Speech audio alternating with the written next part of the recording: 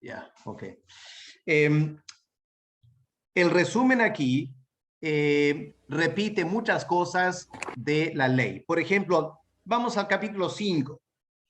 Giovanna, si puedes mirar capítulo 5, ¿qué tenemos en Deuteronomio capítulo 5?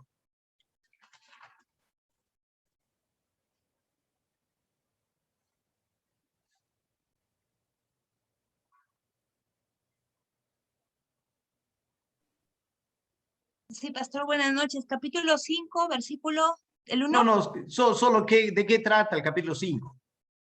Los 10 mandamientos. Ya, ok, los 10 mandamientos están en Éxodo 20 y aquí se repite. Así que cuando vamos a predicar de los 10 mandamientos, hay que comparar estas dos versiones para ver qué diferencias hay, porque es un análisis interesante para hacer. Gabriel y Parraguirre, los capítulos 9 y 10 de Deuteronomio, ¿qué tenemos aquí? Capítulos 9 y 10. Si miras tu Biblia, los títulos quizás, ¿qué incidente se está recordando aquí?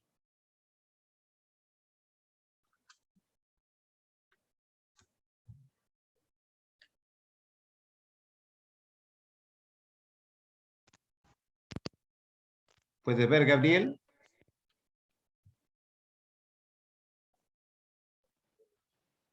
O mientras vas buscando, quizás Ana.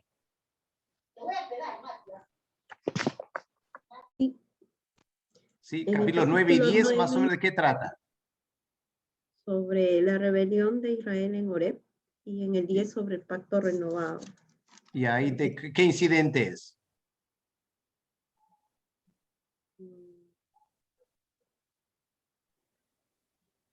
¿Qué pasó en el monte Horeb?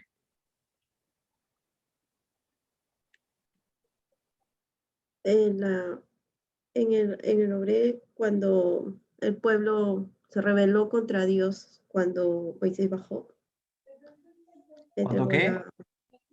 Cuando Moisés regresó del monte, ellos provocaron enojo a Dios, ¿no? Para destruirlo. ¿Cómo? ¿Qué hicieron?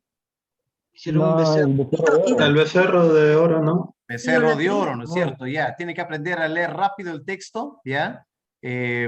Aprender a leer a vuelo de pájaro el texto para poder dar con la respuesta rápido, ¿ya? Así que el becerro de oro. Entonces, eso está en Éxodo 33 y 34, y aquí en Deuteronomio está en capítulos 9 y 10. Así que si algún momento vas a predicar sobre Éxodo 33, 34, hay que comparar este relato en Deuteronomio, es un pasaje paralelo, para ver si hay detalles en Deuteronomio que no están en Éxodo. ¿Ok? Muy importante, hermanos, tenemos que saber estos pasajes paralelos cuando vamos a enseñar la palabra de Dios, ¿ok? Quiero que aprendan eso. Vamos al capítulo 14. Jessica, ¿cuál es el tema en capítulo 14 de Deuteronomio? Aquí habla acerca de los animales limpios e inmundos. Muy bien. La ley del diezmo. Ya, las leyes de los animales limpios e inmundos, ¿ok? Y eso lo tenemos en el libro de Levítico, ¿no es cierto? Así que una vez más, es interesante comparar relatos en Levítico con el relato en Deuteronomio para ver si hay algún cambio, es igual. Ya, estos estudios comparativos son muy importantes hacer. Es un gran error pensar que porque tratan el mismo tema son idénticos. ¿Ya? Dios no pierde el tiempo dándonos relatos idénticos. Él va a dar relatos un poco diferentes para que el creyente aprenda a estudiar, a reflexionar, notar detalles, preguntarse por qué, investigar. Esa es la tarea de todo estudiante de la Biblia, ¿ok? Quiero que aprendan esa disciplina, ¿ok? ¿Qué del capítulo 16? Luis Moisés Trujillo. ¿Qué tenemos en Deuteronomio 16? Nos va a hablar sobre las fiestas anuales. Muy bien, las fiestas anuales. Entonces, esto también lo tenemos en el libro de Éxodo, también en libro de Levítico y Números, y aquí tenemos un resumen de las fiestas anuales. Y una vez más es interesante comparar. Estamos viendo 40 años después o 38 años después. ¿Alguna cosa ha cambiado, ha variado? ¿Son los mismos nombres? ¿Han cambiado los nombres? Hay mucho aquí para estudiar, ¿ok? Para realmente conocer en detalle las fiestas anuales. Luego, en capítulos 21 al 25, tenemos diversas leyes. Es toda una mezcla de leyes. Una vez más, es básicamente un resumen de lo que encontramos en Éxodo, Levítico y Números. Así que cuando estamos estudiando estos capítulos, hay que estar pensando dónde se encuentra esta ley en Éxodo, Levítico o Números y comparar, a ver si es igual, si es diferente, etc. ¿Ok? Ese estudio es muy interesante. Capítulo 26, Judith. ¿Cuál es el tema del capítulo 26?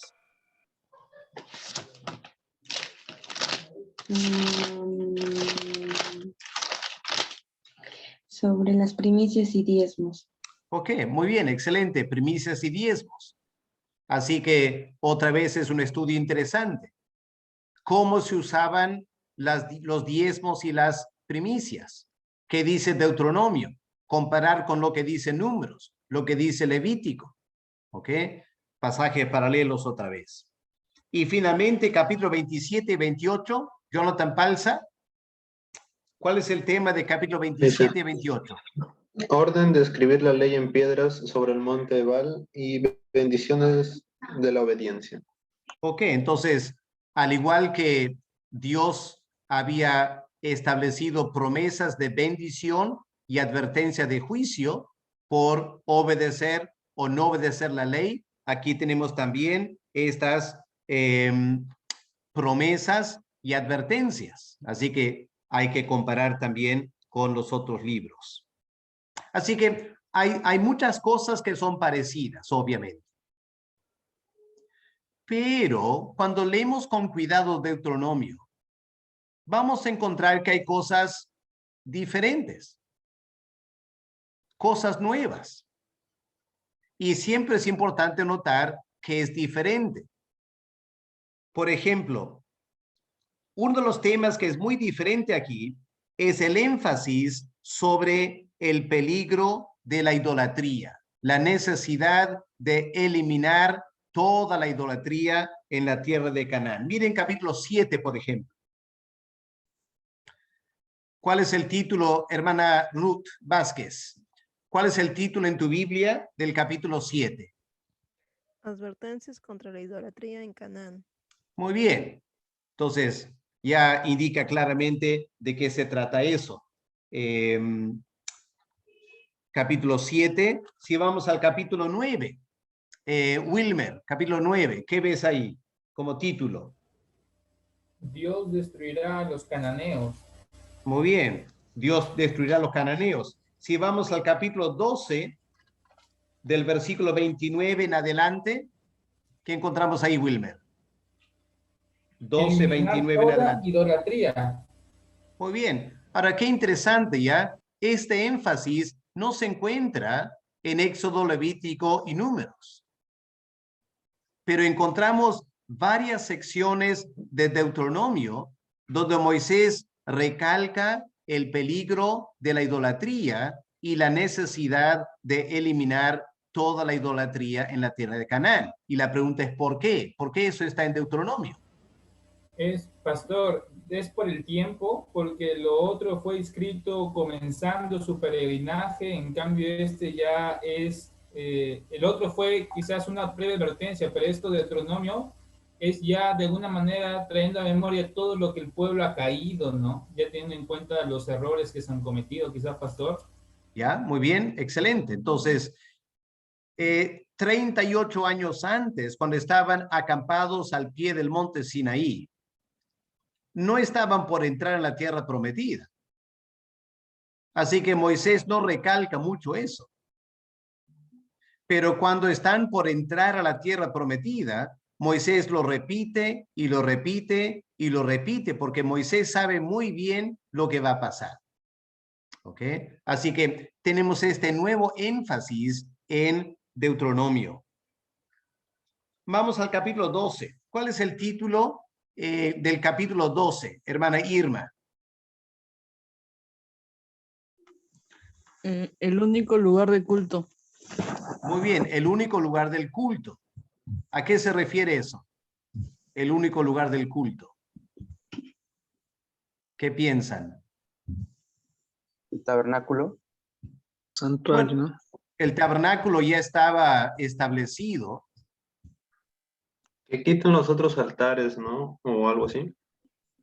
Ya. Bueno, miren lo que dice el versículo 5. A ver, Edson, ¿puedes leer versículo 5? Sí, dice, sino que el lugar, sino que el lugar que Jehová vuestro Dios escogiere de entre todas vuestras tribus, para poner allí su nombre, para su habitación, ese buscaréis, y allá iréis. Interesante, ¿no? Lugar. Durante el Éxodo, ¿dónde habitaba Dios? En el tabernáculo. Pero el tabernáculo se movía. No estaba en un lugar fijo todo el tiempo, por el contexto que estaban viviendo. Una vez que entraban a la tierra prometida, la gran pregunta iba a ser, ¿y dónde van a plantar el tabernáculo? Y lo que Dios dice aquí, va a haber un lugar único que Dios va a escoger. Israel no podía escoger dónde querían poner el tabernáculo. Tenían que dejarse guiar por Dios. Y versículo 6 indica claramente, van a llevar todas las ofrendas a ese lugar. Nadie puede adorar y ofrecer ofrendas en ningún otro lugar. ¿Ya? Tremendo énfasis de parte de Dios acerca del santuario único. Que por supuesto vino a ser Jerusalén y vino a ser el templo de Salomón en Jerusalén, pero ya está establecido aquí. ¿Qué leemos en capítulo 17? ¿Cuál es un tema nuevo que no aparece antes? Recién está aquí en Deuteronomio 17, del versículo 14 en adelante. A ver, José Valiente.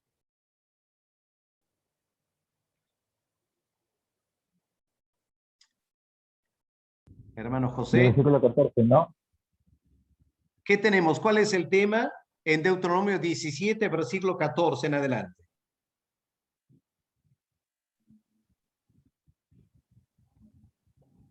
Tenemos las instrucciones acerca de un rey. Muy bien. Ya las órdenes acerca de tener un rey. Cuando tú lees Éxodo, Levítico, Números, no hay ninguna referencia a un rey. Recién aparece aquí. ¿Por qué? Porque están por entrar a la tierra prometida. Y a la larga, el plan de Dios es que tengan un rey.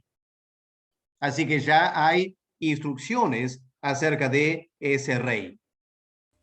Miren otro detalle en capítulo 18, versículo 15 al 22. Hermano Roberto. Sí. Solamente que, bueno, nosotros sabemos ya la soberanía de Dios, ¿no? Pero en estos pasajes vemos que Dios dice, porque yo pondré un rey sobre ti. Sin embargo, en Samuel vemos claramente que Dios le dice, no me han desechado, no te han desechado a ti, sino que me han desechado a mí, y ellos quieren un rey como las demás naciones, ¿no? ¿Cómo resolvemos eso? Es, pastor, como dicen Hechos, ¿no?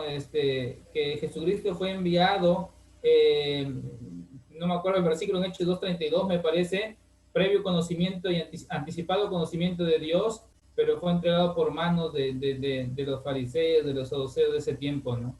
Hay el lado humano y el lado de la soberanía de Dios. Ya, pero hay algo más que eso todavía. Por ejemplo, en Génesis 49, versículo 10, creo que es.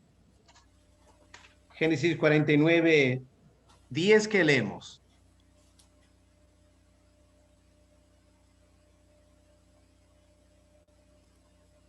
¿49:10? Sí. No será quitado el cetro de Judá, ni el legislador de entre sus pies, hasta que venga Silo, y a él se congregarán todos los pueblos. Y la primera parte de ese versículo, ¿a qué apunta? A un rey. A un rey. Va a haber un rey. Así que desde el tiempo de Jacob ya hay la profecía que va a haber una monarquía. Es más, esa monarquía, ¿de qué tribu va a ser? De Judá. La tribu de Judá. Ahora, en Samuel, en el libro de Samuel, cuando el pueblo pide un rey, ¿cuál era el error del pueblo? Cometieron dos errores. No confía. Bueno, no confiaron en Dios, en parte.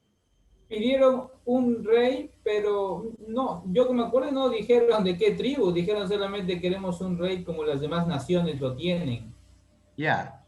No estaban pidiendo que se aplique la ley. Estaban queriendo aplicar su deseo. Ellos querían un rey. Dios tenía en mente darles un rey, pero ellos se adelantaron. Y en segundo lugar, es interesante que cuando Dios accede a su pedido, Saúl, ¿de qué tribu era? De Benjamín. Cualquiera que conoce el Pentateuco debe saber que ese no es el rey legítimo. ¿Ok? Así que Dios tenía el plan de darles un rey, pero el rey iba a ser David, de la tribu de Judá. Israel se adelantó. Y pidió por razones equivocadas también. Ese fue el error. ¿Ok? Pero ya está establecido en la ley que va a haber un rey y que ese rey estará sujeto a varias reglas. No podrá ser un rey autocrático, no podrá ser un rey despótico. El mismo rey de Israel estaba bajo la ley de Dios. Es muy diferente. El concepto de rey de Dios era muy diferente al concepto de rey que Israel pidió. ¿Ok? Muy bien. ¿Qué más tenemos? En Deuteronomio 18, del versículo 15 al 22, ¿qué tenemos aquí? Paul, ¿qué nuevo elemento tenemos aquí? Ya. Deuteronomio 18 me dijo, ¿no, profesor? Sí, del 25 en adelante. Del 15.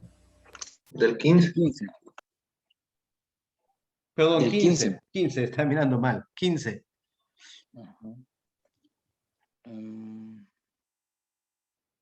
Habla acerca de un profeta que se iba a levantar en Israel. ¿Ya? ¿Un profeta? Como Moisés. ¿Y de quién está hablando? El Mesías. Del Mesías, ok. Así que aquí en la ley ya hay un anuncio del Mesías que va a venir. Ok. Esto también es bastante novedoso. Aparte quizás las profecías del falso profeta Balaam en Números, que parece señalar la venida del Mesías, pero aquí está más claramente establecido en Deuteronomio, ¿ok? La venida de un Mesías que iba a ser un segundo Moisés. Y el Evangelio de Mateo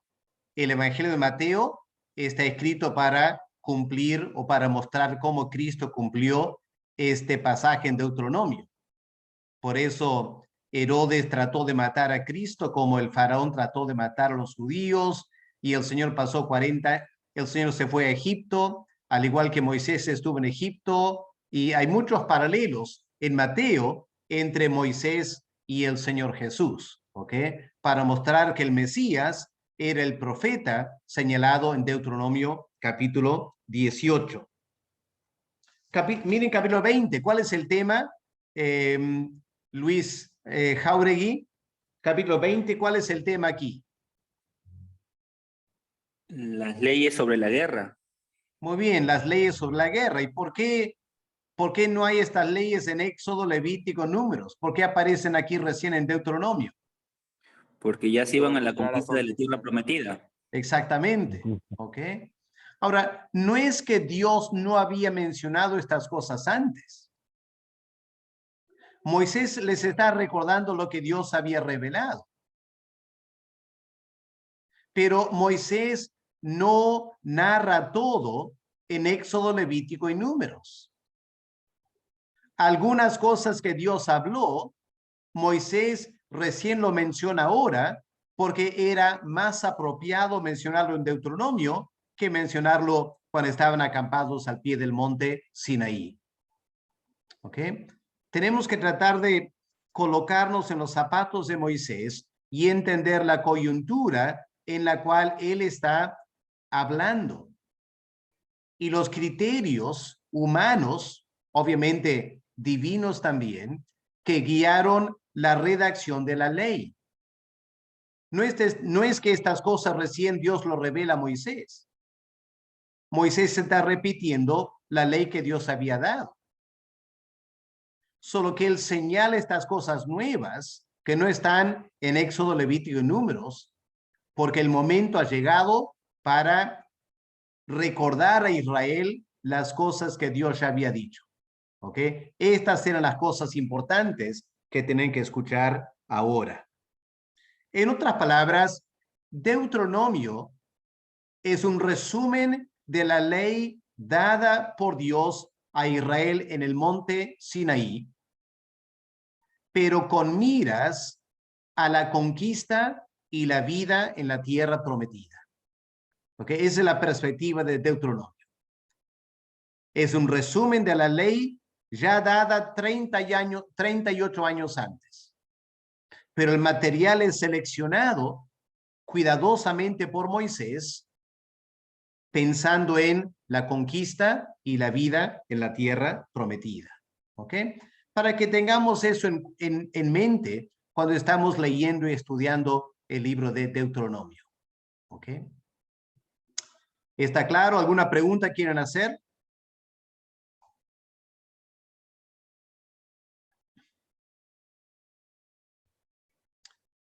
Pues está todo claro.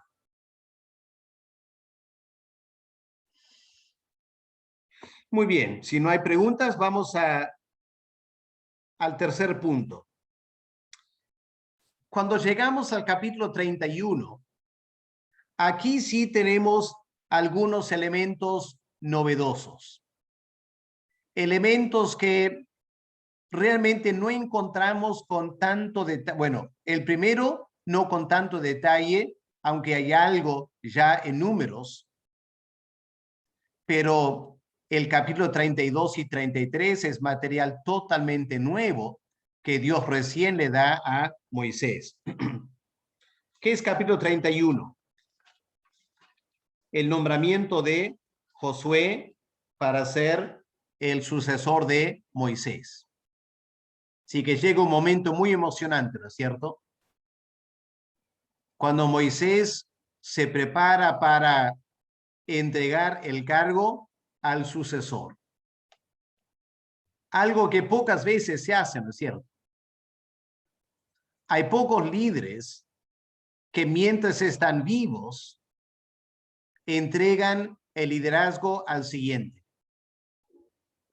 Especialmente líderes fuertes. ¿Ya? Me acuerdo en Inglaterra, por ejemplo.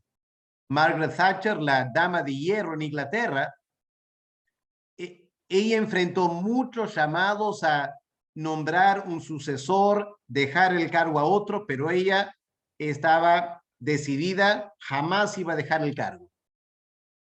Y al final, con mucha vergüenza para ella, la destituyen y recién nombran un nuevo líder. A veces ocurre también en las iglesias. Por ejemplo, el movimiento misionero mundial. tiene su gran líder, ¿no es cierto? A estas alturas, él ya debió haber traspasado el mando al sucesor. Pero se aferra, ¿no es cierto? Y se aferra hasta la muerte casi. Yo no sé qué va a pasar, ¿no? Con Rodolfo, pero Moisés ha liderado 40 años. Y Moisés se da cuenta, es tiempo de entregar el cargo. Hermanos queridos, nunca acaparemos el cargo. ¿Ya? El liderazgo en la iglesia es demasiado sagrado para tomarlo como un derecho personal. Siempre es importante para el bien de la iglesia saber cuándo es el momento de dejar el cargo y entregar a la siguiente generación. Muy importante eso. Y Moisés aquí nos da un ejemplo de cómo hacerlo. ¿Ok? ¿Qué del capítulo 32? ¿Qué tenemos en capítulo 32? A ver, María del Carmen.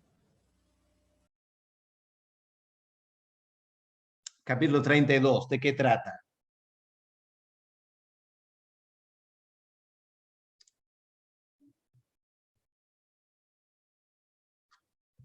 A ver, María del Carmen, ¿estás ahí?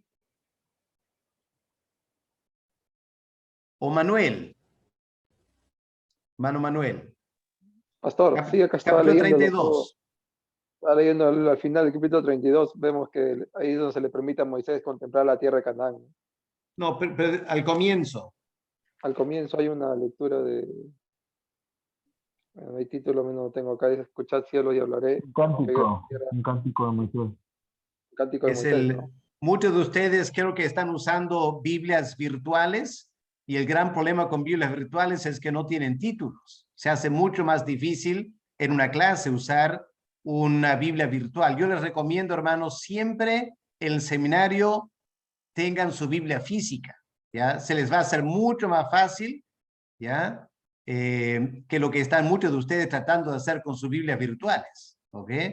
Las Biblias virtuales tienen su momento, ¿ya? Pero el seminario no es el momento, ¿ya?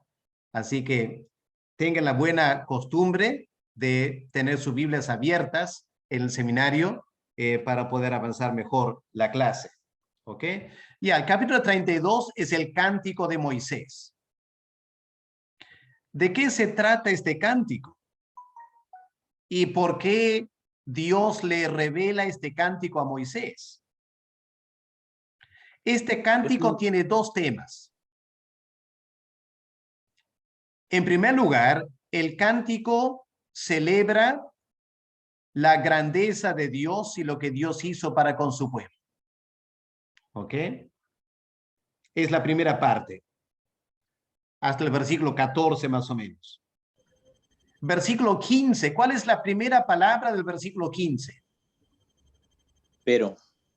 Ya, ahí marca la diferencia. Pero, a pesar de todas las bondades de Dios, Israel, ¿qué hizo?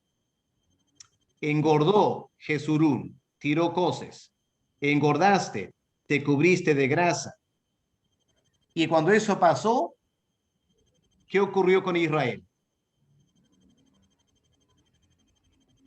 Abandonó a Dios. Yo abandonó a Dios. Abandonó a Dios, ¿no es cierto?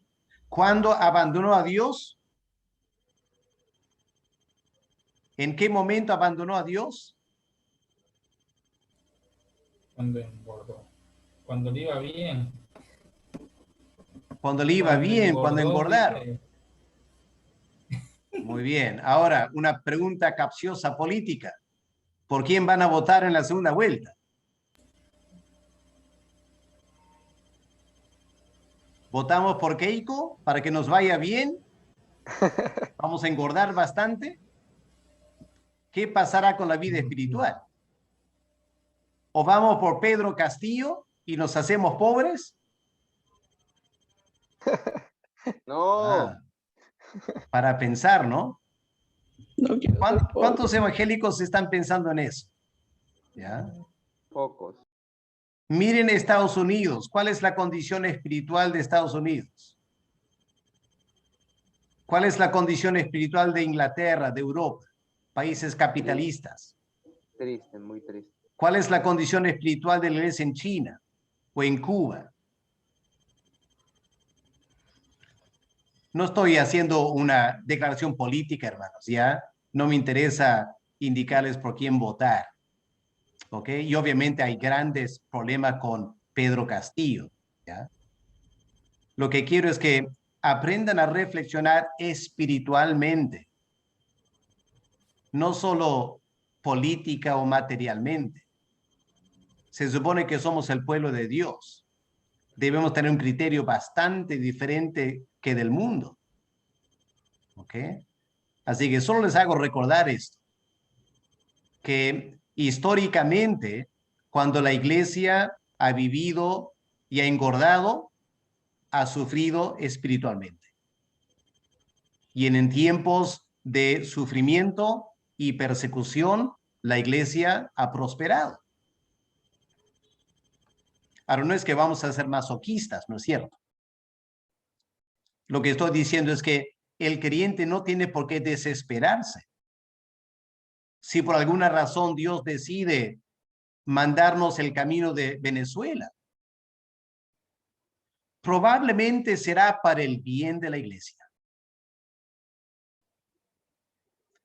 Lo digo para que reflexionen, no para cambiar su voto, ¿ok? Quiero darles esperanza. Cualquier resultado que ocurra, Cristo ha sido dado por cabeza de las naciones para el bien de la iglesia. Realmente, para la iglesia, en un sentido, casi no importa quién va a ganar. O más bien debemos preguntarnos, la elección ¿cómo va a favorecer la iglesia? ¿Ya? No cómo me va a favorecer a mí personalmente. Lo digo solo para que pensemos y reflexionemos. No quiero levantar toda una polémica de por quién vamos a votar, ¿ya? Solo para que reflexionen un poquito, ¿ya? Y este cántico de Moisés nos indica el peligro de que cuando todo va bien y abunda las bendiciones, el pueblo de Israel se va a apartar de Dios. Y este cántico de Moisés que Moisés le enseñó a cantar, era un cántico de juicio contra ellos. Tuvieron que aprender a cantar de su propia apostasía. Yo no sé qué habrán sentido al aprender a cantar esta canción. Les habrá parecido bien raro cantar esta canción. Y yo no creo que cantaban de buena gana cuando se dieron cuenta de qué trataba este cántico. ¿Alguien se acuerda este es el primer canto de Moisés, ¿no es cierto?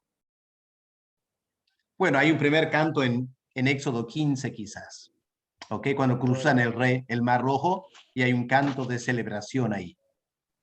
Bueno, les dejo el capítulo 32 para que reflexionen en este cántico de Moisés. ¿Qué del capítulo 33? ¿Qué tenemos en capítulo 33? La bendición a las tribus. Muy bien, las bendiciones de Dios sobre las tribus. Ok. Y termina capítulo 34 con la muerte de Moisés, ok, que creo que todos conocemos. Vamos a hacer un trabajo en grupos ahora, ok, antes del break. Voy a darles unos 15 minutos, 20 minutos para hacer un trabajo en grupos. Quiero que hagan lo siguiente, escuchen bien lo que quiero que hagan. Van a leer el capítulo 33, ¿ok? Van a leer el capítulo 33. Van a marcar las tribus que están mencionadas ahí. Y luego van a empezar a reflexionar sobre las siguientes preguntas. ¿En qué orden están las tribus? ¿En qué orden? ¿Están todas las tribus o faltan algunas tribus? Otra pregunta. ¿A cuáles tribus se les dedica bastante espacio y a cuáles tribus se les dedica muy poco espacio?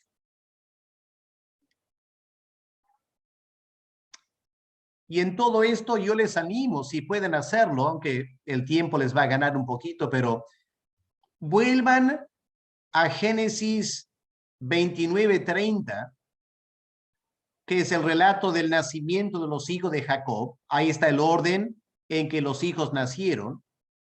Así que comparen este capítulo 33 de Deuteronomio con el orden de nacimiento de los hijos.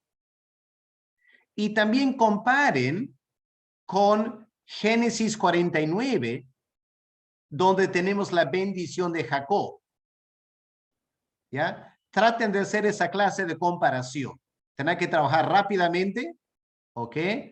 Los voy a dividir ahora en grupos de 4 o 5 personas, ¿ok?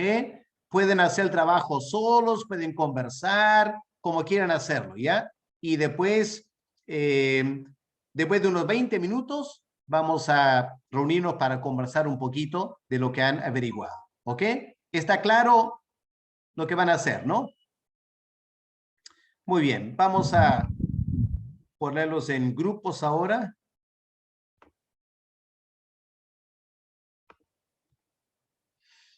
Y espero que puedan formar sus grupos. A ver, vamos a poner en grupos de 4. ¿Ok? 20 minutos a partir de ahora.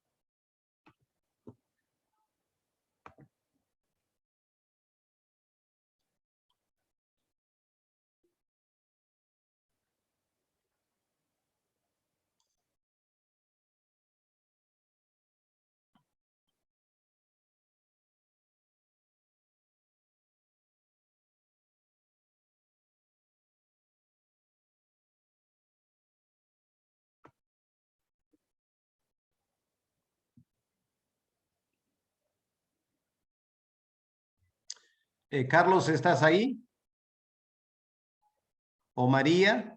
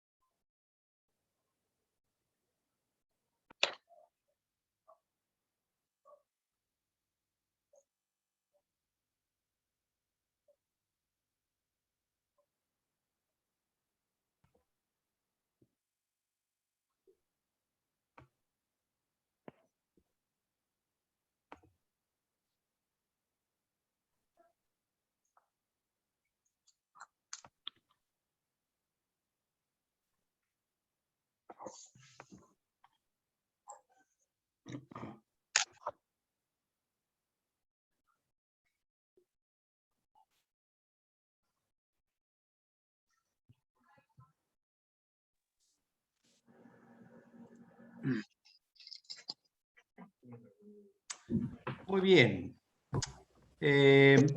Conversemos un momento entonces un poquito acerca de lo que han encontrado, o lo dejo abierto. ¿Qué les pareció este análisis? ¿Qué cosas interesantes encontraron? En primer lugar, ¿están todas las tribus o faltan? Falta una, pastor. ¿Cuál falta? Simeón. Simeón. ¿Alguna idea por qué falta Simeón? Pastor, ¿no será Porque a un por lo que integrante de la tribu le encontraron con una marionita. en número 25 me parece? ¿Qué El pasó? pecado de Valpeor. Ya. ¿Qué pasó en ese momento? Ese hombre, mientras que el pueblo se había desviado con las mujeres, usted nos comentó la otra vez que parecía que había hecho algo terrible frente al templo, ¿no? Y termina ahí, ¿no? Y luego comienza con el segundo censo. Pastor, Ok, entonces, sí, Edson. la cifra de Simeón inicia en números 3 con 22,000 simeonitas. Perdón, 53,000 simeonitas, casi, no recuerdo exactamente, lo tengo ahí. Ya, y después mueren 37,100 simeonitas. Entonces, lo que he leído por acá en el comentario es que se puede haber debido esa baja en la tribu de Simeón al pecado, a la participación en el pecado de Valpeor, porque uno de sus líderes pecaba deliberadamente, ¿no? Pasaba delante de Moisés, de Aarón, y con una mujer, ¿no? Y como sin nada. Entonces, si un líder hacía eso, entonces es muy probable que haya provocado una influencia en el pueblo Ok, y muy hayan bien. cometido este pecado. Entonces, por eso quizás no lo menciona Moisés en la lista de bendiciones Ok. a las tribus. ¿Quién tiene o pueden buscar un mapa de las tribus, la distribución de la tierra? En la tierra de Canaán, ¿dónde está ubicada la tribu de Simeón? Dentro del territorio de Judá. Ah, interesante, ¿ya? Dentro de otro territorio, casi como desapareciendo.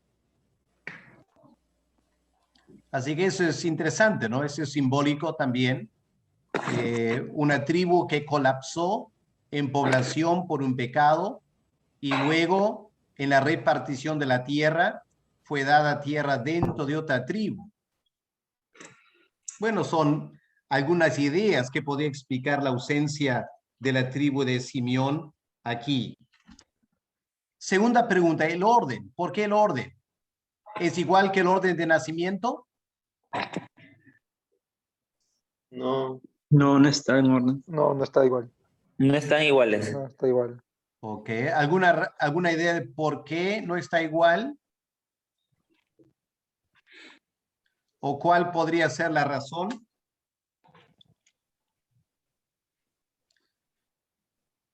Otra vez, miren el mapa de la distribución de las tribus.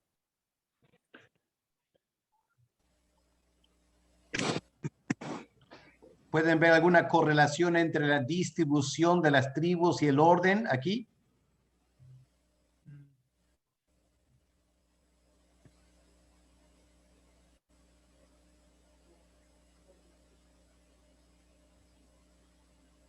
Pastor, tendría sentido si es que en el mapa, bueno, yo tengo un mapa acá en mi Biblia, figuraría la tribu de José, pero no aparece la tribu de José, sino aparece Manasés y Efraín. Ya, ok, sí, sí. Pero comparen la distribución física con el orden aquí.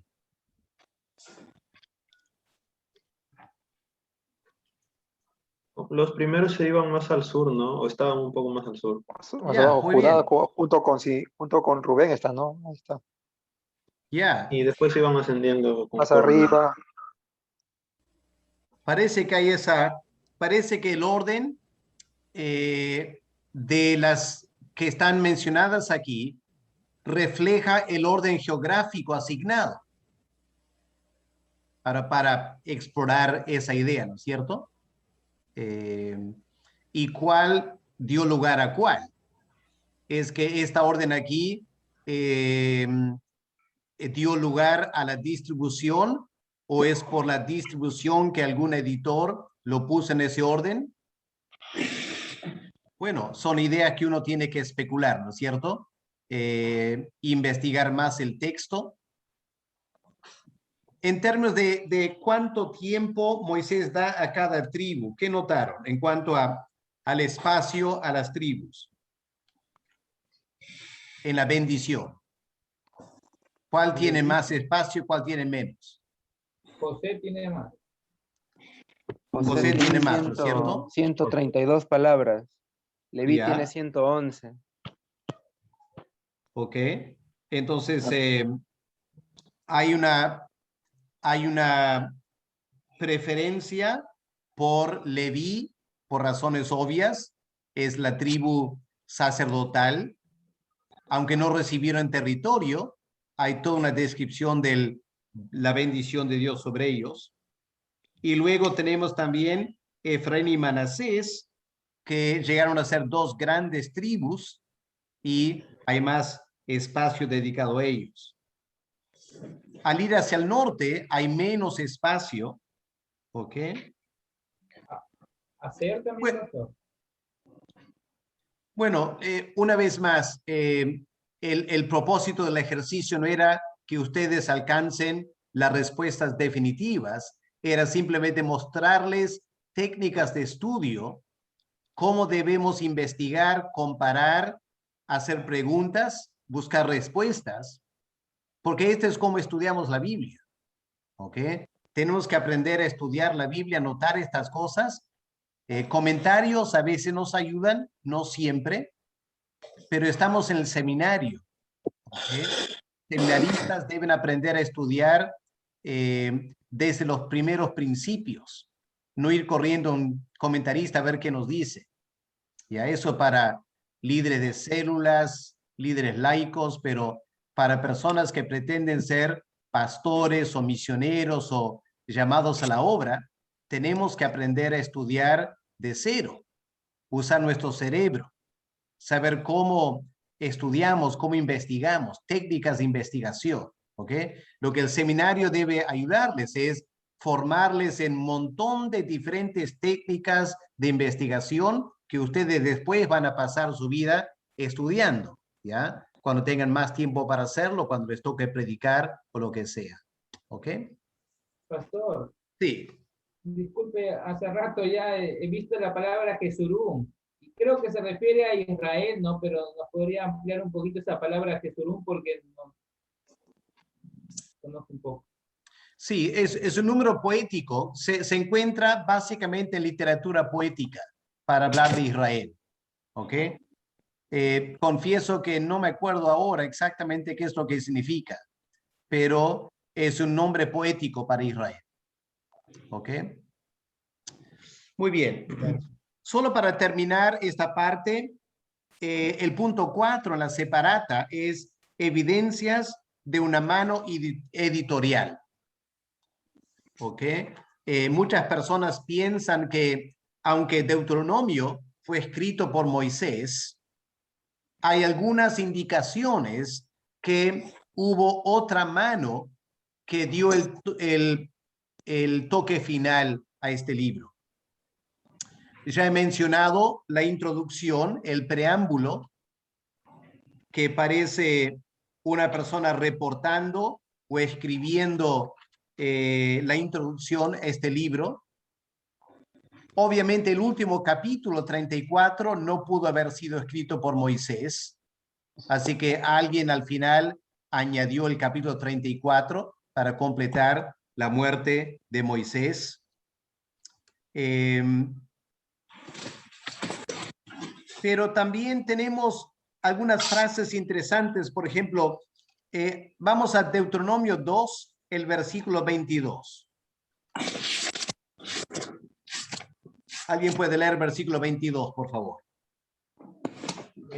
Como hizo Jehová con los hijos de Saúl que habitaban en Seir, delante de los cuales destruyó a los horeos, y ellos sucedieron a estos y habitaron en su lugar hasta hoy. ¿Qué significará hasta hoy? Da la impresión que alguien más adelante está escribiendo. Miren el versículo 30, mismo capítulo, versículo 30. ¿Puedes leer, Wilmer? Ya. Mas Sehón, rey de Hesbón, no quiso que pasásemos por el territorio suyo, porque Jehová tu Dios había endurecido su espíritu y obstinado su corazón para entregarlo en tu mano como hasta hoy. Ok. Como hasta hoy, otra vez. Miren capítulo 3, versículo 11. Oswald, ¿puedes leer, por favor? Capítulo 3, 11. Porque únicamente Og, rey de Basán, había quedado del resto de los gigantes. Su cama, una cama de hierro, no está en Rabá de los hijos de Amón. La longitud de ella es de 9 codos y su anchura de 4 codos, según el codo de un hombre. Ok, entonces un rey que fue derrotado, pero hay un detalle de su cama. Y alguien escribió, ¿no está esa cama todavía en Rabá de los hijos de Amón? Así que son pequeñas indicaciones de que alguien hizo algunos toques editoriales. ¿Ok? Miren también el pasaje que acaban de estudiar en capítulo 33, el versículo 2. ¿Qué es lo interesante del, perdón, versículo 22? ¿Qué tribu es mencionada ahí? Dan. Muy bien. La tribu de Dan, ¿no es cierto? Ahora miren en su distribución de las tribus, el mapa de las tribus, ¿dónde está la tribu de Dan? Abajo. El sur, ¿no es cierto? Pero en esta lista está al lado de Neftalí y Aser, que están en el norte. ¿Alguien se acuerda la historia de la tribu de Dan?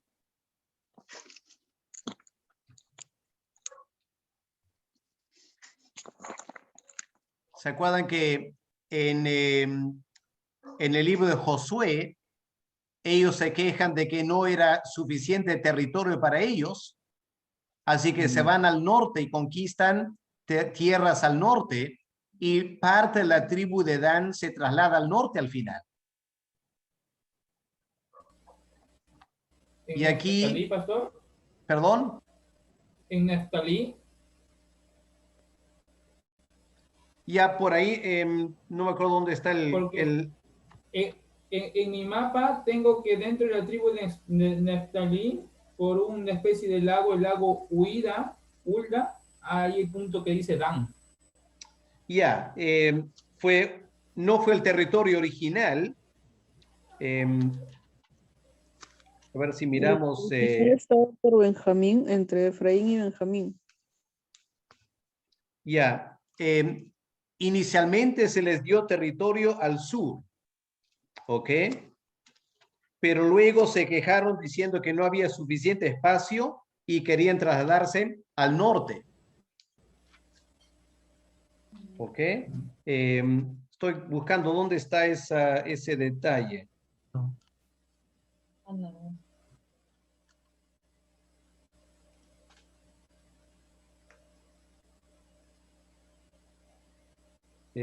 Bueno, les dejo a ustedes, no tuve tiempo para ver este detalle, pero en el libro de Josué van a encontrar dónde se le asignó la tierra a Dan.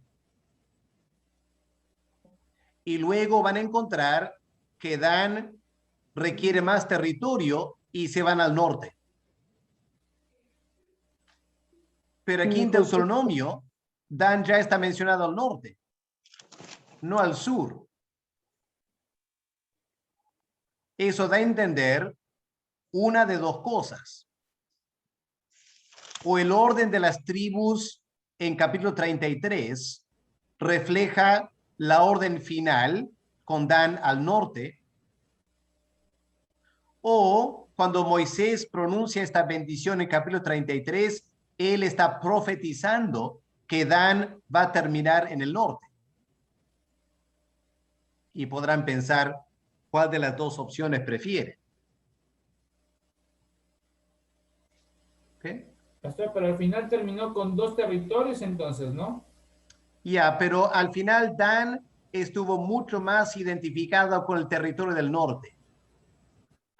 ¿Ok? No en el sur.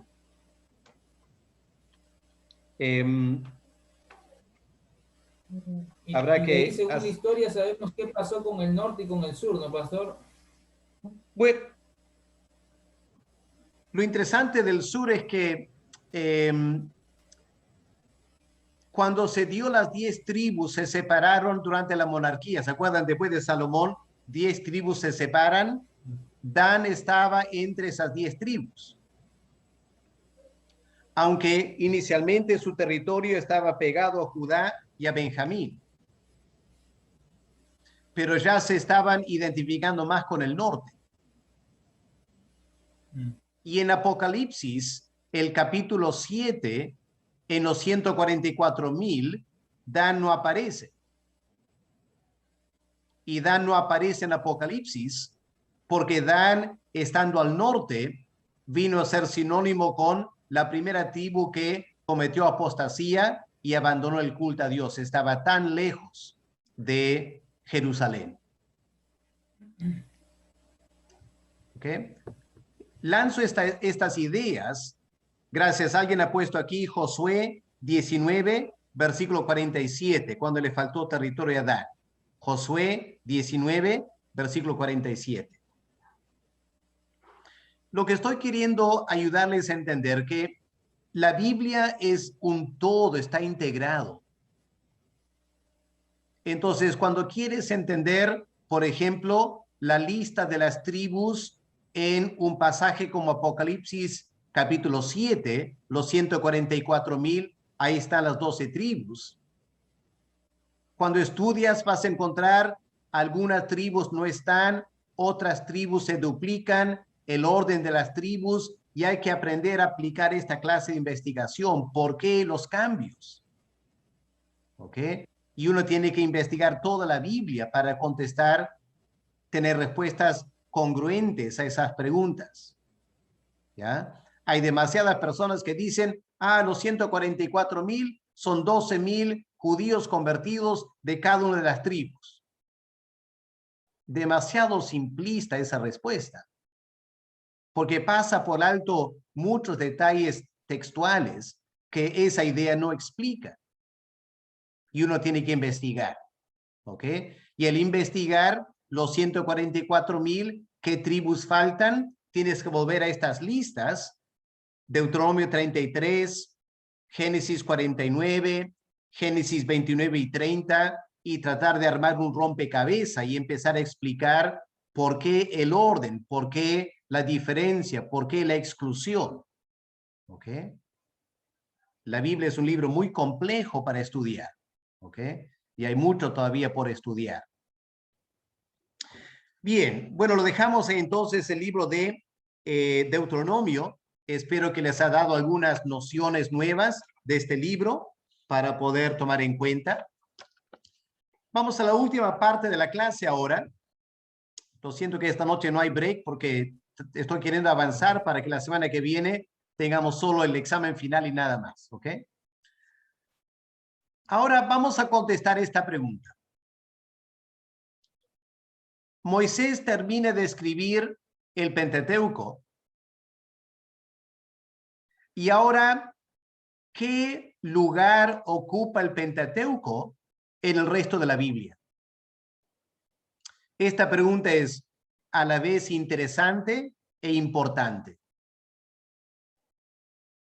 Se supone que cuando Moisés escribió el Pentateuco, él no estaría muy claro en qué más iba a escribir.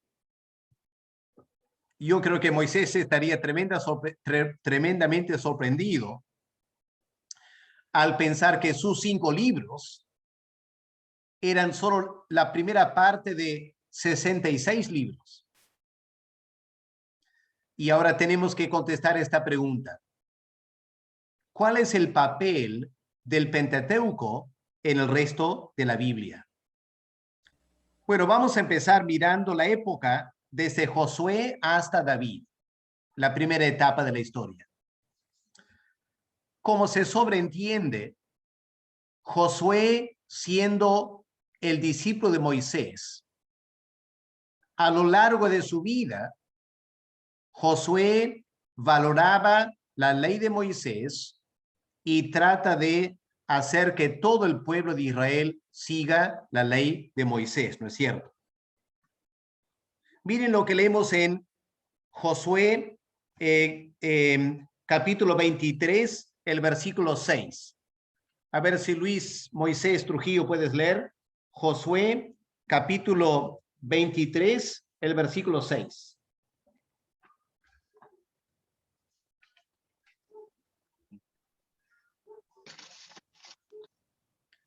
La palabra de Dios dice así: esforzaos pues mucho en guardar y hacer todo lo que está escrito en el libro de la ley de Moisés, sin apartaos de ellos ni a diestra ni a siniestra.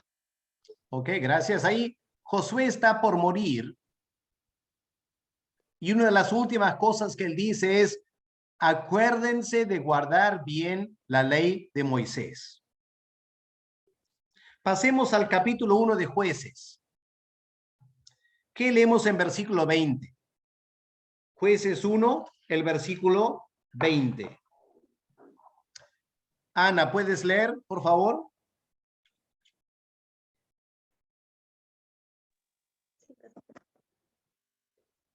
Jueces 1:20. Y dieron Hebrón a Caleb, como Moisés había dicho, y él arrojó de ahí a los 3 hijos de Aná. Ok, pueden ver ahí el deseo de obedecer lo que Moisés había dicho en la ley? Ya Moisés estaba muerto, Josué también estaba muerto. Pero todavía queda este deseo de guardar la ley de Moisés. ¿Ok? Pero ¿qué pasa en capítulo 2 de Jueces? Roberto, ¿puedes leer Jueces 2, versículos 1 y 2?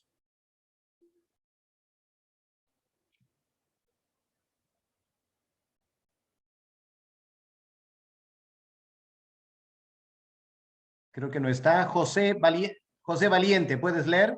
Jueces 2, del 1 al 2. Jueces 2 del 1 al 2. Dice, el ángel de Jehová subió de Gilgal a Boquín y dijo, yo saqué de Egipto y os introduje en la tierra en la cual había jurado a vuestros padres, diciendo, no invalidaré jamás mi pacto con vosotros, con tal que vosotros no hagáis pacto con los moradores de tierra, cuyos altares habéis de derribar. Mas vosotros no habéis entendido mi voz. ¿Por qué habéis hecho esto? Entonces, el ángel está reclamando la falta de obediencia a la ley de Moisés. ¿Alguien puede leer ahora versículos 10 y 11? Ruth, por favor, Ruth Vázquez, ¿puedes leer versículos 10 y 11 del capítulo 2? Dice así. Y toda aquella generación también fue reunida a sus padres, y se levantó después de ellos otra generación que no conocía a Jehová, ni la obra que él había hecho por Israel. Después los hijos de Israel hicieron lo malo ante los ojos de Jehová y sirvieron a los Baales. Ok, entonces ya para esta etapa de la historia, la nación de Israel, increíble, ya se olvida por completo de la ley de Moisés aparentemente y se entregan a la idolatría. Vamos al capítulo 17 de Jueces. ¿Qué encontramos en Jueces 17?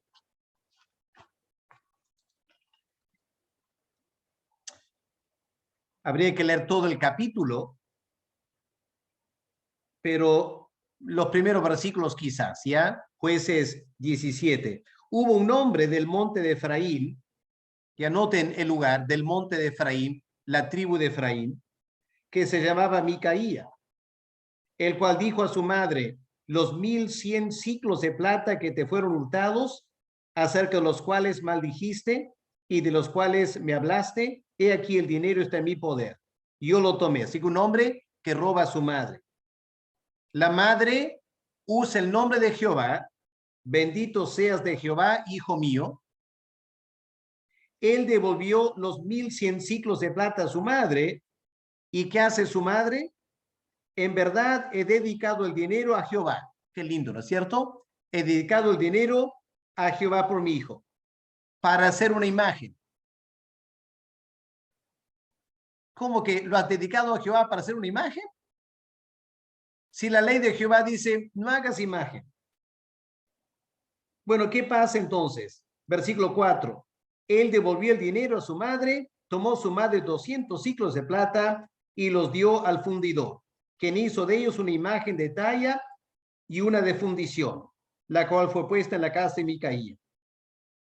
Y este hombre Micaía tuvo casa de dioses, una casa de dioses, hizo efod y terafines, y consagró a uno de sus hijos para que fuera su sacerdote.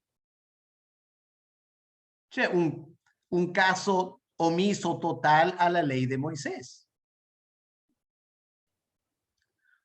Obviamente parte del problema habían dos problemas. Número uno, obviamente los hijos de Israel no tenían Biblias como tenemos nosotros. No hay que pensar que cada judío en su casa tenía una copia de la ley. Habrían escasas copias de la ley. En segundo lugar, no hay que pensar ni que sabían escribir y leer. Muchos ya eran analfabetos. Así que surgió una ignorancia total de la ley de Dios y durante el tiempo de los jueces, cada uno aprendió a hacer lo que bien le parecía. Se genera un tremendo desorden. Pero cuando vamos al libro de Ruth, que se ubica dentro del tiempo de los jueces, ¿alguien puede acordarse de dos leyes de Moisés que se aplicaban en el territorio de Belén? Dos leyes, dos detalles de la ley de Moisés que se aplicaban. ¿Quién conoce bien el libro de Ruth?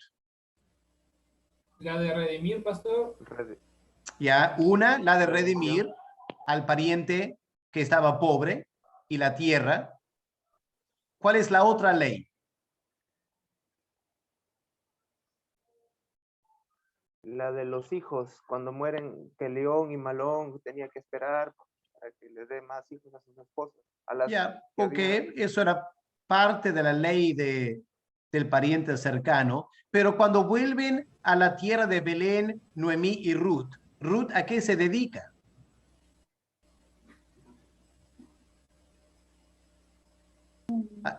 ¿A qué se dedicó Ruth? ¿Cómo se ganó la vida? Recogía lo que caía de las cosechas, ¿no? De los sembríos. Ya, y para ella... Tienen que recogerlo todo y dejar para los pobres, ¿no? Ya, y para una mujer moabita eso era sorprendente. En Moab no se permitía eso. No podías entrar en la tierra de alguien y empezar a ir tras los cosechadores, recogiendo y llevando a tu casa lo que había caído. Y Ruth habrá quedado sorprendida que en Israel sí había esta ley.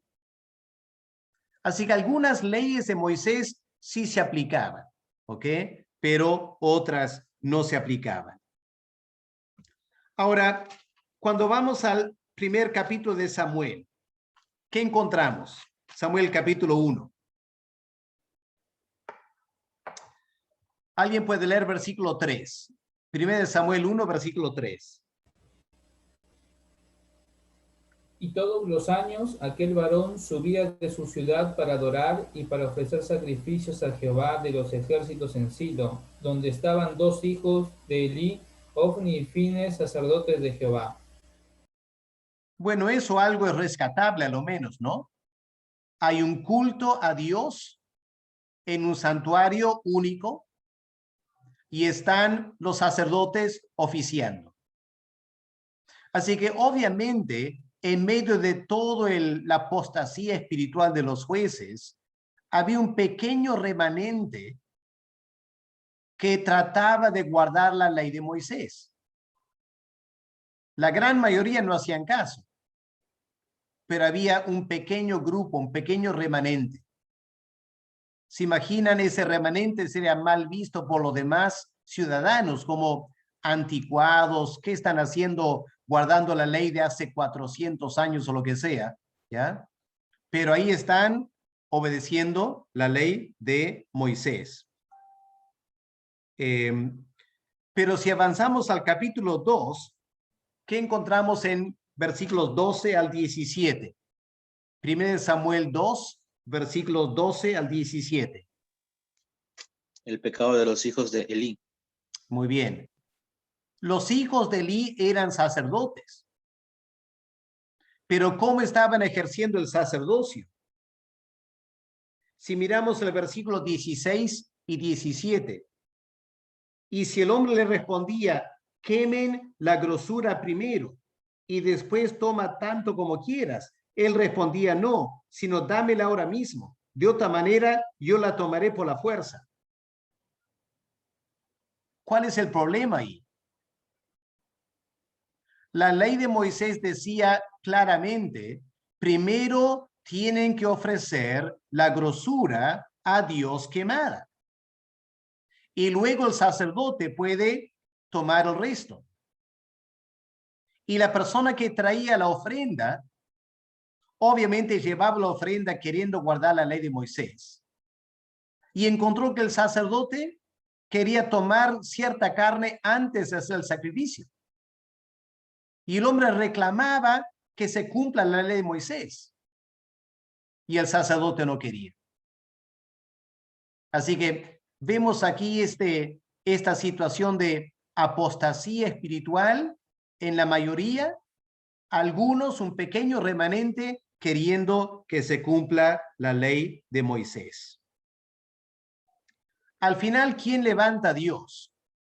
A Samuel, ¿no es cierto? Ana, ¿puedes leer capítulo 3, versículo 1, por favor? El joven Samuel ministraba a Jehová en presencia de Elí, y la palabra de Jehová escaseaba en aquellos días, no había visión con frecuencia. Gracias. Era un niño todavía, pero ya estaba sirviendo a Dios en el templo. Ahora vamos al capítulo 7, versículo 9. 1 Samuel 7, el versículo 9. A ver, Frankie Luar, ¿puedes leer, por favor? Capítulo 7, versículo 9. Claro, pastor. Samuel tomó un corderito y lo ofreció entero en el holocausto al Señor. Luego rogó al Señor en favor de Israel y el Señor le respondió. Ok, ahí vemos Samuel ofreciendo sacrificio, ¿no es cierto? Vamos al capítulo 11 y el versículo 15. Manuel, ¿puedes leer 11:15, por favor? Sí, pastor. Y fue el pueblo a Gilgal, e embistieron ahí a Saúl, el rey delante de Jehová en Gilgal. Sacrificaron ahí ofrendas de paz delante de Jehová, y se alegraron mucho ahí Saúl y todos los de Israel. Ok, así que Samuel está cumpliendo el papel de sacerdote. La pregunta es, ¿era Samuel un sacerdote? No. Oswald dice, no, entonces, ¿por qué está actuando como sacerdote? Pues, Dios levantó uno, ya que los que habían no le ofrecían, estaban los hijos haciendo lo malo. Ok. Samuel era hijo del Cana, ¿no es cierto? Sí. Ok. Clarita. En capítulo 1, ¿qué dice del Cana era? De Efraín, del monte de Efraín. Y es difícil saber cómo traducirlo, ¿no es cierto? Dice del monte de Efraín. Efrateo, ¿no? Efrateo. Pero Belén también era conocido como Belén Efrata. Así que hay una duda aquí acerca de si el Cana era de la tribu de Efraín o si la Biblia está diciendo el Cana era de Belén. Pero en capítulo 1 no hay ninguna indicación que Samuel era descendiente de Aarón. ¿Cómo entonces está ofreciendo sacrificios? ¿Será que era hijo adoptivo de Elí? Interesante. Una propuesta de los comentaristas es que Samuel fue un hijo primogénito de Ana. Y la ley decía que el hijo primogénito lo tienes que redimir, pagando cierto dinero. Porque en realidad todos los primogénitos le pertenecen a Dios. Y Dios había tomado la tribu de Leví en lugar de los primogénitos. Y una sugerencia es, parecido a lo que dijo el hermano, que Elí lo adopta y por ser hijo primogénito viene a ser de facto sacerdote por la ley de la primogenitura. Pero si vamos a Primera de Crónicas, capítulo 6, ¿qué encontramos en Primera de Crónicas, capítulo 6, versículos 27 y 28?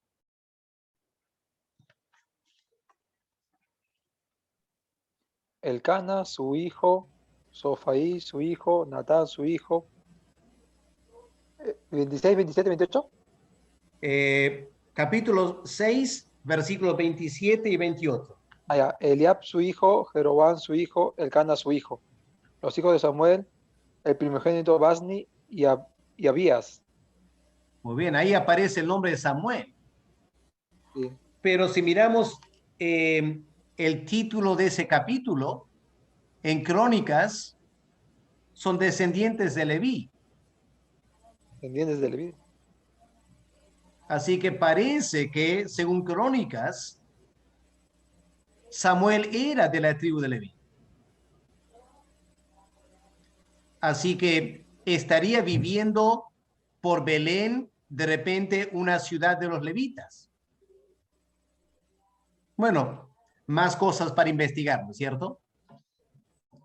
Pero sería extraño que un hombre como Samuel, queriendo llamar al pueblo a servir a Dios, él actúe como sacerdote si no fuera levita. Así que para pensar en eso. Pero al final, después del debacle de Saúl, Samuel nombra a David como rey. Obviamente David era un hombre conforme al corazón de Dios. Pero escuchen bien, en David aprendemos algo muy importante. Es posible tener un corazón conforme al de Dios y no saber suficientemente bien la ley. Porque miren lo que leemos en Segunda de Samuel, capítulo 6.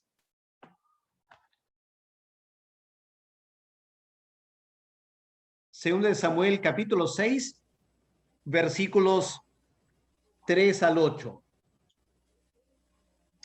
A ver, ¿quién puede leer? Jonathan Palza, ¿puedes leer, por favor? Sí, dice, pusieron el arca de Dios sobre un carro nuevo y la llevaron de la casa de Abinadab, que estaba en el collado. Y Usa y Ahío, hijos de Abinadab, guiaban el carro nuevo. Cuando lo llevaban de la casa de Abinadab, que estaba en el collado, con el arca de Dios, Ahío iba delante del arca. Y David y toda la casa de Israel danzaban delante de Jehová con toda clase de instrumentos de madera de haya, con arpas, salterios, panderos, flautas y címbalos. Cuando llegaron a la era de Nacón, Usa extendió su mano al arca de Dios y la sostuvo, porque los bueyes tropezaban.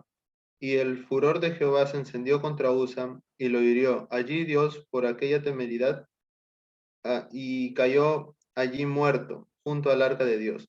Y se entristeció David por haber herido Jehová a Usa, y fue llamado aquel lugar Pérez Usa hasta hoy. Ok, gracias. ¿Qué pasó ahí? ¿Cuál fue el error de David? Aquí cometieron un gran error. 2 errores. Llevar el arca en un carro. Muy bien. ¿Cómo debían llevar el arca? Cargado los levitas. Los levitas. Ya. Cargándolo con esos palos revestidos de oro, porque Dios había prohibido que nadie, ni un sacerdote, toque el arca. Pero David, queriendo llevar el arca a Jerusalén, David piensa que es la mejor forma de llevar el arca, ya lo colocamos en un carro. Desconocía la ley de Dios. Y un hombre murió porque el rey de Israel desconocía la ley.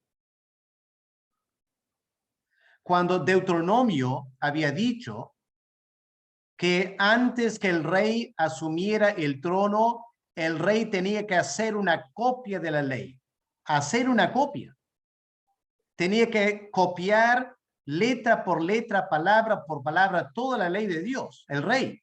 Lo primero que tiene que hacer para que luego pueda ejercer el reinado bajo la ley de Dios. David, un hombre conforme al corazón de Dios, pero estaban todavía en tiempos que había mucha ignorancia de la ley. Ahora, cuando David retoma llevar el arca, miren versículo 13. Segunda de Samuel 6, versículo 13. ¿Qué leemos aquí? El detalle. Cuando los que llevaban el arca de Dios, ya no está en un carro, ahora están obedeciendo a la ley. ¿Se acuerdan lo que pasó, no es cierto? David primero se molesta con Dios, diciendo, Señor, ¿cómo es posible? Estoy queriendo honrarte y tú matas un amigo mío. ¿Sabe qué? Dejamos el arca aquí. David medio se molesta con Dios. Y luego alguien le dice, ¿sabe qué, rey?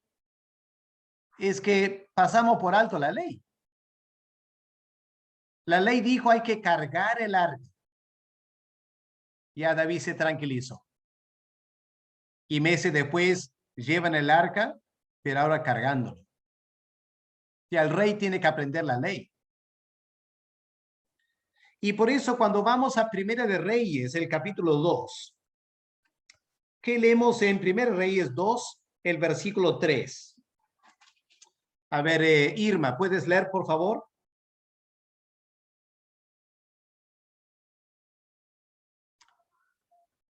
Hermana Irma. Sí, pastor, estoy ubicando el verso. Primera de Reyes, ¿cuánto dijo? Capítulo 2, versículo 3.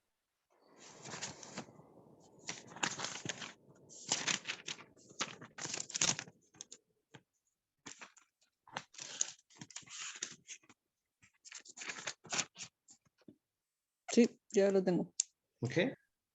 Guarda los preceptos de Jehová tu Dios, andando en sus caminos y observando sus estatutos y sus decretos y sus testimonios de la manera que está escrita en la ley de Moisés, para que prosperes en todo lo que hagas y en todo aquello que emprendas. Ok, muy interesante, ¿no? Entonces David le exhorta a su hijo Salomón, no seas como yo. Yo empecé como rey sin saber bien la ley de Moisés. Sé tú mejor rey. Antes que empiezas a reinar, estudia, medita, aprende la ley de Moisés. Así termina la época, esta primera época, hasta el reinado de David. Luego viene de Salomón hasta el exilio. Bueno, no tengo tiempo, se me está ganando el tiempo, pero ustedes sabrán qué pasó, ¿no es cierto? Aunque David le exhortó a Salomón, guarda la ley de Moisés, Salomón se empieza a casar con toda clase de princesas del extranjero y al final introdujo la idolatría y se apartó totalmente de Dios. Eso dio lugar a la división del reino. Y 10 tribus se apartan para formar el reino de Israel. ¿Y qué es lo primero que hace el rey de ese reino?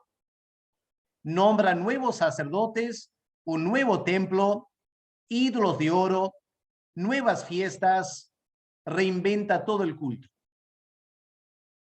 Y a partir de ese momento, el reino de Israel cae en la desobediencia de la ley de Moisés. Y los profetas son llamados a predicar en el reino del norte, animando al pueblo a volver a la ley de Moisés. Pero a pesar de los grandes profetas, no tuvieron éxito. Y al final, las 10 tribus terminan en el exilio, tal como Moisés había predicho en el capítulo 32, el Cántico de Moisés. Todo estaba ahí escrito para ellos. Mientras tanto, el reino de Judá tiene el templo. Algunos reyes abandonan a Dios, otros reyes renuevan el culto, reyes como Josías, que encuentran una copia de la ley en la pared del templo. Hay todo un va y ven, pero al final aún el reino del sur, Judá, desobedece la ley de Moisés y también termina en el exilio. Se acabó la nación de Israel. Se acabó el templo. Se acabó aparentemente la ley de Moisés. Todo el pueblo de Dios en el exilio. ¿Qué pasó durante el exilio? No podían ofrecer sacrificios. No había un templo. ¿Qué hicieron los judíos en Babilonia? Inventaron la sinagoga. Inventaron la sinagoga a falta de un templo. La ley de la sinagoga decía, donde quiera que hay 10 varones judíos, se puede tener una sinagoga. Así que sinagogas por todos lados. ¿Y qué se hacía en la sinagoga? Se leía la ley de Moisés y se predicaba la ley de Moisés. Y el énfasis sobre el culto con sacrificios es reemplazado por el estudio de la ley de Moisés. Vuelven del exilio a reconstruir el templo, pero ahora estaban tan encantados con la ley de Moisés que el estudio de la ley de Moisés va en paralelo con el templo. ¿Se acuerdan del sacerdote Esdras? Era sacerdote, pero ¿qué dice? Era experto en la ley de Moisés. ¿Y qué encontramos en el libro de Nehemías? Cuando Esdras llega a Jerusalén, llama a la gente y hay la lectura de la ley de Moisés ante todo el pueblo. Y un tremendo despertar espiritual en Nehemías cuando el sacerdote Esdras lee la ley de Moisés. A partir de ese momento hasta la venida de Cristo, los judíos mantenían las dos cosas: las sinagogas y el templo, los sacrificios y también el estudio de la ley de Moisés. En el tiempo de Cristo, ¿cuál era el estatus de la ley de Moisés en el tiempo de Cristo? Por un lado tenías el templo de Herodes, tenías los sacerdotes, ¿no es cierto? Pero, ¿qué es lo que Cristo tuvo que hacer 2 veces con el templo? Al comienzo y al final. ¿Qué hizo Cristo en el templo? Tuvo que purificarlo. ¿Quién estaba a cargo del culto en el templo? ¿Cómo se llamaban en el tiempo de Cristo los que estaban a cargo del culto? Los sacerdotes, pero los saduceos eran, ¿no? En su mayoría. Los saduceos. ¿Les interesaba la ley de Moisés a los saduceos? ¿Eran grandes estudiantes de la ley de Moisés los saduceos? No, no eran. No eran. Por eso un desastre el culto en el templo. En el tiempo de Cristo, ¿quién estudiaba la ley? Los fariseos. Los fariseos eran fanáticos por la ley de Moisés. ¿Pero realmente lo eran? ¿Cuál fue la crítica que Cristo hizo a los fariseos? Claro, tenían varias leyes hechas por ellos mismos, ¿no? Muy bien.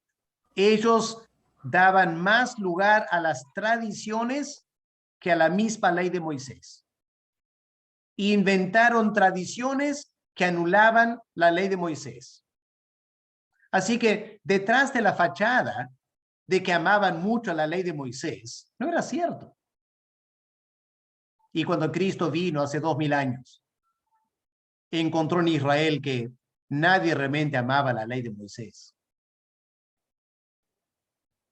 Y al final lo rechazan a Cristo.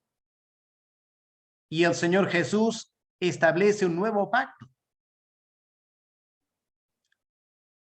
Y cuando se establece el nuevo pacto, ¿qué pasa con el antiguo pacto? Queda anulado, ¿no es cierto?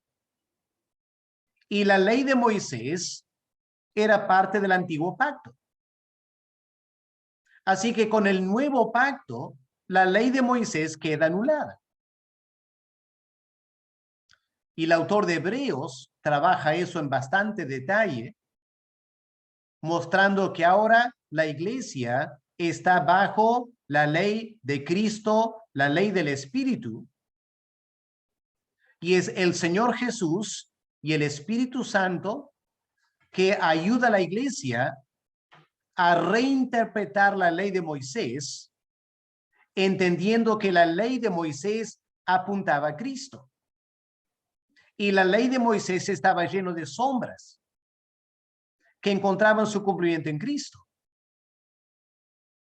Así que el creyente ya no está bajo la ley de Moisés, porque estamos en el nuevo pacto.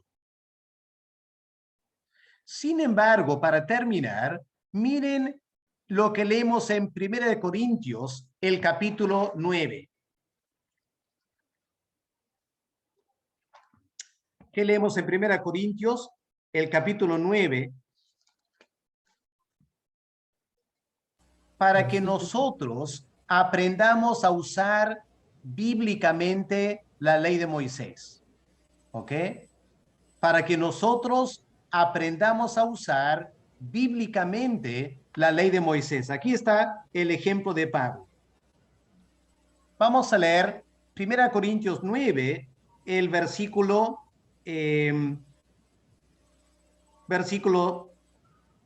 7 en adelante, 7 en adelante. ¿Quién fue jamás soldado a sus propias expensas? ¿Quién planta viña y no come de su fruto? ¿O quién apacienta el rebaño y no toma de la leche del rebaño? ¿Digo esto solo como hombre? ¿No dice esto también la ley?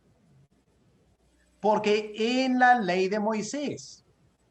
Qué interesante. Pablo aquí está escribiendo a gentiles, ¿no es cierto? Gente en Corinto, gentiles. Está escribiendo a miembros de la iglesia que están bajo el nuevo pacto. La ley de Moisés no rige para ellos. Pero Pablo cita la ley. Porque en la ley de Moisés está escrito: no pondrás bozal al buey que tría. Textualmente la ley, ¿no es cierto? Pablo cita la ley textualmente. No pondrás bozal al buey que tría. Y luego miren la pregunta que Pablo hace. ¿Tiene Dios cuidado de los bueyes? ¿Qué significa eso? ¿Le interesa a Dios los bueyes? Los ecologistas aquí van a expresar su horror, ¿no es cierto? Porque la respuesta es no, claro que no. No le interesa a Dios los bueyes para nada.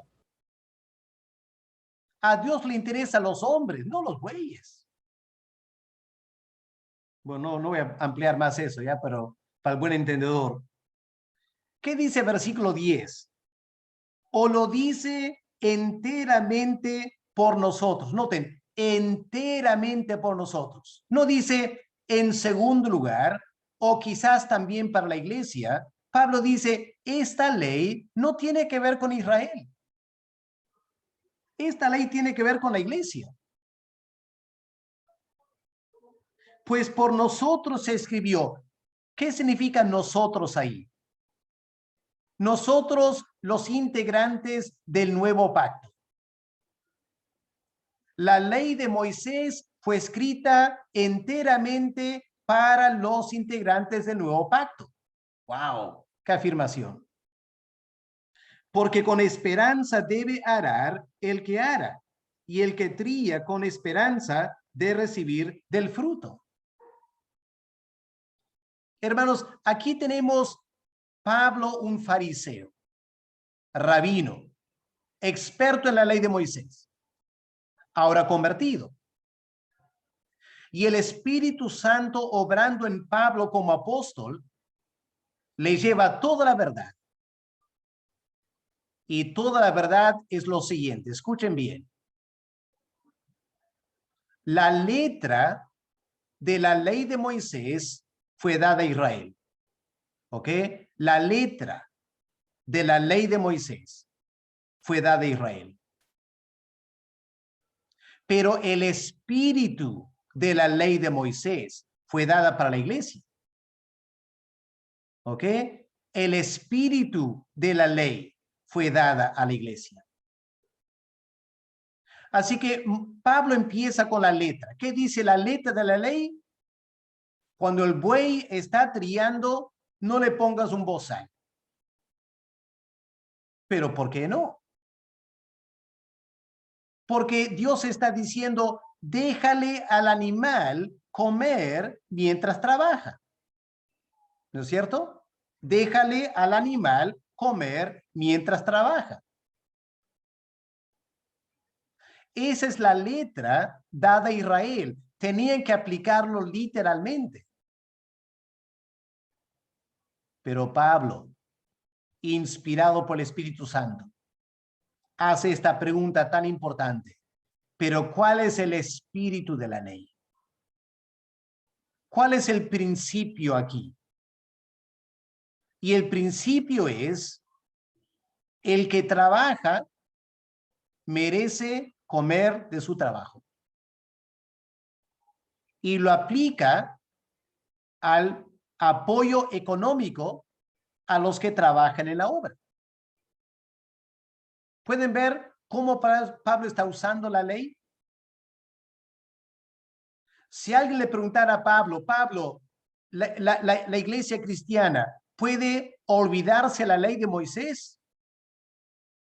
Pablo se desmaya, ¿no es cierto? ¿Cómo se van a olvidar de la ley de Moisés? ¿No se dan cuenta, dice Pablo? La ley fue dada para ustedes. No la letra, el espíritu. Y ahí está el desafío, hermanos.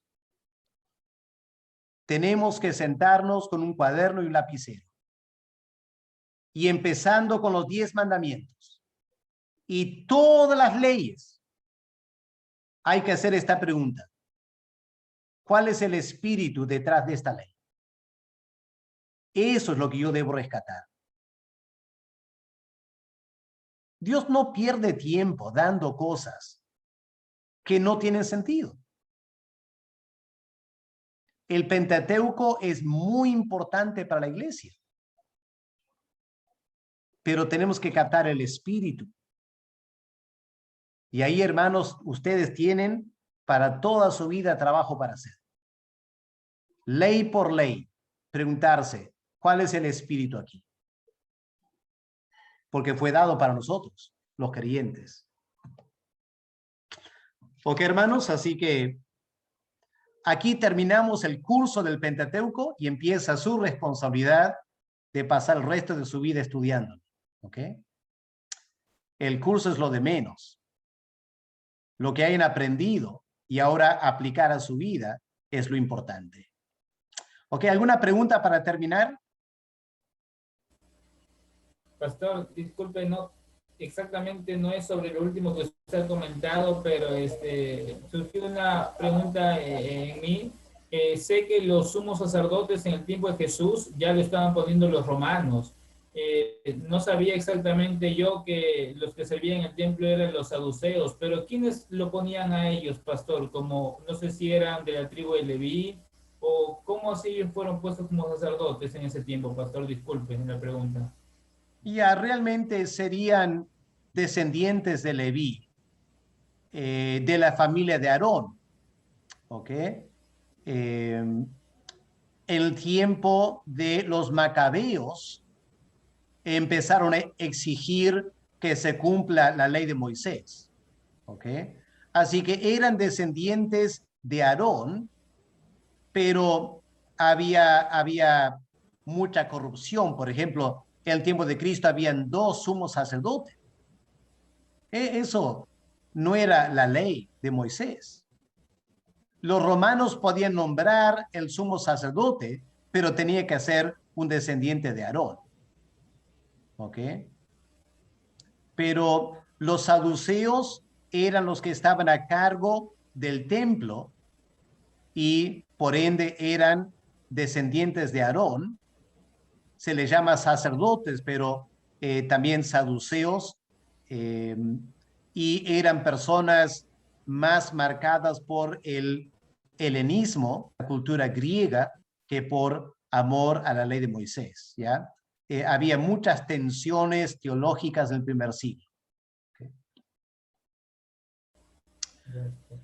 Muy bien. Bueno, si no hay otras preguntas, por el tiempo que ha avanzado, vamos a orar. El jueves que viene, además de tener que entregar sus tareas, tienen también el examen final, así que a las 7:30 empezamos con el examen. Ya saben cómo es la metodología, así que estén listos para el examen. Cuando termine el examen ya están despedidos. Hoy terminamos el curso, ¿ok? Vamos a orar para terminar. dar gracias a Dios por lo que se ha podido aprender y pedir que Dios les siga ayudando en el estudio de la palabra de Dios. ¿Ok? Vamos a orar. Padre amado, gracias por traernos con bien al fin de este curso. Hemos estudiado muchos temas, Señor. Hemos aprendido bastante cosas y tendremos muchas preguntas también en nuestras mentes. Padre, pido que tú bendigas a los alumnos por su esfuerzo, por estudiar.